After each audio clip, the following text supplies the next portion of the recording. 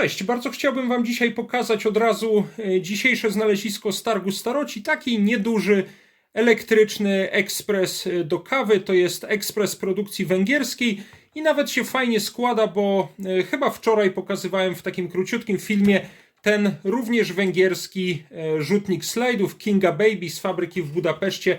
No a teraz mamy kolejne węgierskie urządzenie. Myślę, że całkiem przydatne.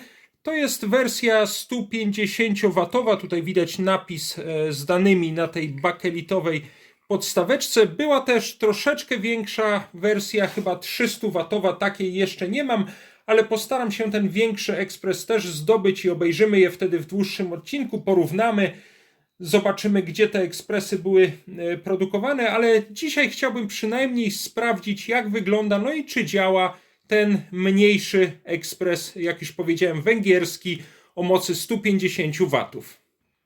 Rzutnik slajdów odsunąłem, odkręcam tutaj śrubę mocującą dekielek ekspresu, zdejmuję ten dekielek, tutaj jest też kranik, którym wypływała gotowa kawa, wewnątrz znajduje się pojemnik na kawę, no i zbiornik na wodę, tutaj znajduje się element grzejny, a tutaj podłączaliśmy przewód zasilający. Ekspresik był bez przewodu, ale mam taki pasujący, standardowy polski przewód.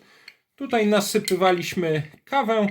No, powinienem ten ekspresik wyczyścić, ale na razie na próbę zrobimy kawę w takim. Ważne jest tylko, żeby tutaj te wszystkie otwory odpływowe były drożne, no bo inaczej może się to źle skończyć. To jest taka w sumie mała bomba parowa. Teoretycznie jest tutaj bezpiecznik, gdyby ciśnienie nadmiernie wzrosło, a odpływ był zatkany, ale miałem już do czynienia w kręgu najbliższej rodziny z wybuchem dwóch takich enerdowskich ekspresów do kawy, tyle że nie elektrycznych, a stawianych na kuchenkach, także trzeba przy tym bardzo uważać. No i tutaj już pewnie bardzo zniszczona jest ta uszczelka, więc może być nieszczelna. Zobaczymy. Najpierw sprawdzę jakimś drucikiem, czy ten odpływ kawy jest drożny. Ok, ta rurka, czy ten kranik jest drożny. Sprawdziłem takim cieniutkim drucikiem. Sprawdźmy teraz przy pomocy miernika, czy w ogóle ten ekspresik ma szansę działać. Podłączyłem już tutaj przewód do tego ekspresu. Sprawdzam na wtyczce. Teoretycznie ten element grzejny powinien być sprawny. Tutaj żadnego przejścia na obudowę nie ma. Przewód ochronny jest połączony z obudową. No to zobaczmy w takim razie, czy urządzenie faktycznie grzeje. Ale przedtem z ciekawości zajrzę jeszcze tutaj, jak wygląda ten element grzejny. Ekspres jest teraz oczywiście odłączony. Odkręcam tutaj nakrętkę znajdującą się na podstawce. Zdejmuję tę podstaweczkę. Tutaj muszę odkręcić jeszcze jedną nakrętkę.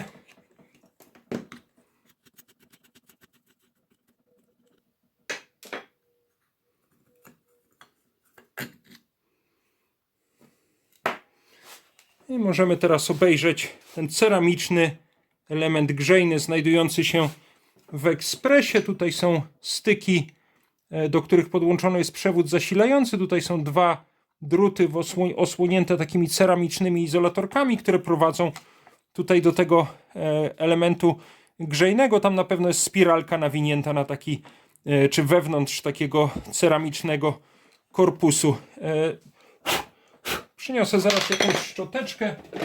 Tutaj przynajmniej odrobinę, jakieś pajęczyny i paprochy wyczyszczę. Poza tym nawet nie jest to bardzo brudne.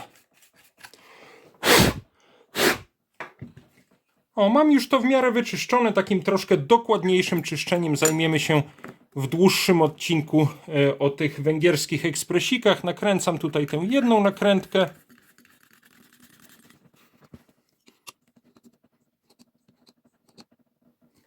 Mocno się to trzyma. Nakładam teraz tę bakelitową podstaweczkę.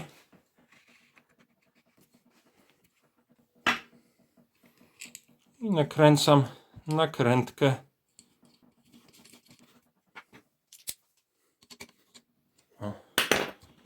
Ekspresik mamy ponownie zmontowany. Podłączę go na chwilkę do zasilania bez wody i zobaczymy, czy on się rzeczywiście troszeczkę nagrzeje. Chyba tak, bo już jest taki charakterystyczny zapach. Tak, i on jest delikatnie, ale wyraźnie czuć, że zrobił się tutaj cieplutki. No dobra, to naleję do niego wody. Nalewam do ekspresu odrobinę wody, nie za dużo, tam chyba mniej więcej widać, ile jej powinno być. Ojej, trochę mi się rozlało, zaraz tu wytrę. Ok, wytarłem i sprawdziłem, czy tam woda nie dostała się do tej elektrycznej części ekspresu. Teraz wkładam pojemniczek na kawę, on akurat tutaj dolną częścią dotyka do wody, no i nasypię troszeczkę kawy. No, myślę, że taka łyżeczka wystarczy. Zamykam tutaj w takim razie ten pojemniczek na kawę. Zakładam dekielek. Zamykam klamrę. Przykręcam tutaj ten dekielek dosyć mocno do ekspresu. Podstawię jeszcze kubeczek na kawę. No i włączam całe to urządzenie do zasilania. No i teraz chwilkę poczekamy. Ja na wszelki wypadek się trochę odsunę. Tak jak powiedziałem, miałem już doświadczenie z eksplodującymi ekspresikami do kawy.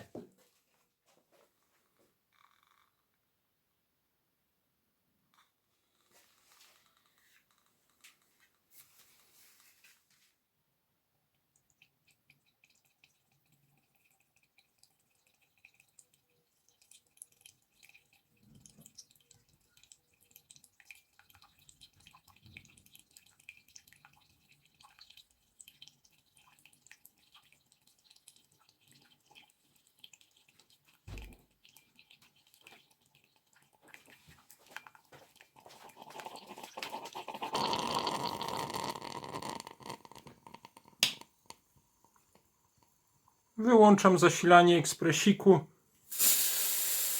Myślę, że mogę tutaj wypuścić już nadmiar pary. Dzięki za ten szybki rzut oka na kupiony dzisiaj na targu Staroci węgierski elektryczny ekspres do kawy. Urządzenie jest sprawne, kawa wyszła z niego naprawdę dobra, chociaż jak na mój gust troszeczkę za mocna. Następnym razem nasypię jej trochę mniej, a niedługo spotkamy się jeszcze z tym ekspresem, kiedy uda mi się dostać troszeczkę większą wersję i obejrzymy je obydwie w dłuższym odcinku. Powiem wam jeszcze tylko, że obok ekspresu mamy też polski toster ze Spółdzielni Pracy Elektrogrzejnik, obejrzymy go niedługo i mamy tutaj bardzo starą niemiecką kuchenkę elektryczną, prawdopodobnie jeszcze z lat 1930, kuchenkę marki Siemens, również obejrzymy ją w jednym z kolejnych odcinków.